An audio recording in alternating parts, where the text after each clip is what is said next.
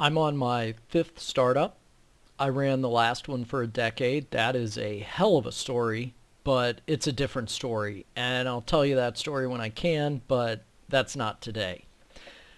The one before that was an e-commerce site that did pretty well, but I didn't love it. And before that were two service businesses. The first one I did because I loved the game. I was selling custom burned CDs. That shows you how old I am. But my mom shut me down because she was afraid I was going to get sued. The second one was an attempt to get people to stop asking me to fix their computer by charging them outrageous prices, but that backfired horribly when people were eager to pay whatever it was I charged them. That's not relevant except to say that I've been around the block, I have the scars to prove it, and I've been doing this for a long time. When it was time to get back out there and do it all again, I wanted to use everything that I've learned in order to do it better this time. And before I talk about what those lessons produced, I'm going to talk about what those lessons were. Cause before effect, after all. One thing I wanted to do better this time was pattern matching, making my new company look the way that the industry and investors expect a startup to look.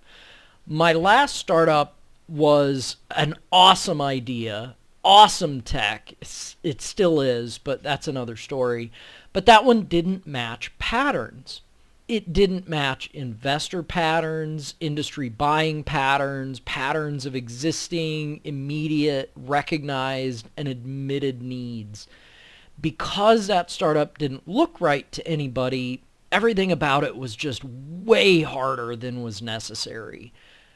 The make it look right approach runs the risk of building a cargo cult, imitating the trappings of something but without understanding the essence of that something. But then again, something that looks like a knife is going to make a better knife than something that looks like a bowling ball. So sometimes just sharing apparent similarities can get you pretty far, even if it doesn't get you all the way there. Kind of like how mimicking somebody's accent makes it easier for them to understand you, even if you can't speak the language. For this new company, I wanted to adopt every tool, method, pattern that I knew that the industry wanted to see in order to minimize the friction from development, go-to-market, scaling, adoption, and that would make investment optional and therefore available if I wanted it instead of necessary and therefore largely unavailable. That required establishing some expectations for successful patterns that I could match against. Okay, what patterns am I matching to? Here's a general sketch of my thought process. Software first and software only. Software is the easiest industry to start a business in, has the lowest startup costs, and has the easiest customer acquisition.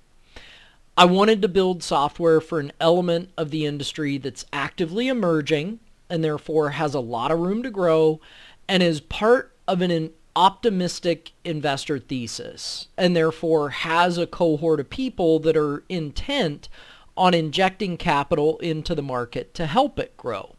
It needs to fill a niche that's underexplored, which means there's lower competition, and highly potent, so there's a lot of opportunity, while being aligned to recognized and emerging needs within the industry, so it's readily adopted. I wanted it to have evidence supporting the business thesis that proves that demand exists, but demonstrates that the demand is not yet adequately answered as of yet by sufficient supply. I wanted the lowest number of dominoes to line up and tip for everything to work correctly, because the more dominoes in the line, the less likely that last one is going to fall. I wanted to implement modern tool sets for everything, everywhere possible, and I wanted to obey the maxim that when there's a gold rush, don't mine the gold, sell the picks and shovels. Whatever I chose would need to produce cash flow almost immediately with minimal development time and go-to-market delays, because the end of zero interest rate policy killed the trust me bro investor thesis that dominated over the last 15 years. I wanted to match to Y Combinator best practices, not because Y Combinator can predict what will definitely work, but because they've churned through so many startups in the last 15 years that they have a good sense of what will definitely not work. And I wanted to build client-centric, because if my intent is to produce cash flow immediately, then we need to get clients immediately. And if we need to get clients immediately, we need to focus on what clients want right now. So here's a question. What's the difference between a customer and a client? I do want to say that competition is awesome. Competition is validating. It's not scary, because competition proves that a market exists. But competition, especially mature competition against an immature startup, makes it way harder to break into a space. A first mover advantage is not everything, but seeing demand before it's sufficiently supplied is a great advantage if you're capital constrained or otherwise unproven. Think about how much money the first guy to sell fidget spinners or silly bands made versus how much money the last guy to order a pallet of each one made.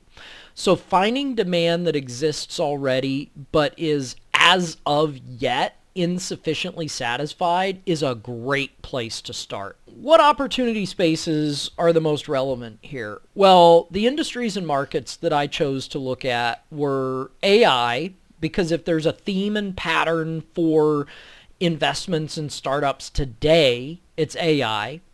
Fintech, because cash is king and fintech puts your hands on cash flow.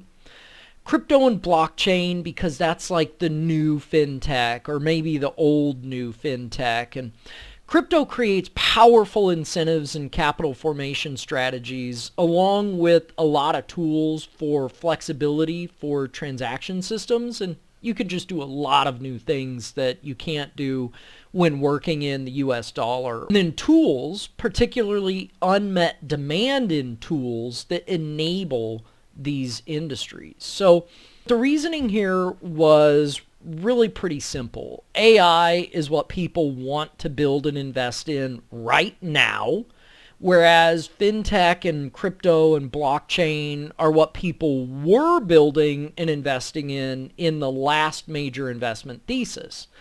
That means that there's demand in the market for AI and AI adjacent startups, while there's a lot of underutilized and highly developed tools within fintech and crypto and blockchain, with a lot of motivated capital behind the adoption. Whenever somebody's thinking, hey, I built this thing and not enough people are using it, and then you build something that uses it, it creates a great way to find allies.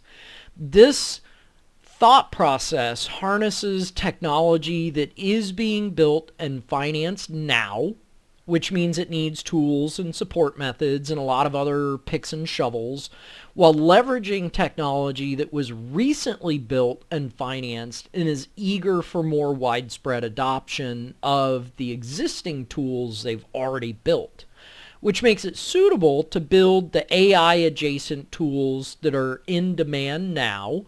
It's like two harmonics producing constructive interference. It makes two waves into one larger wave, which gives me a lot more momentum to surf against.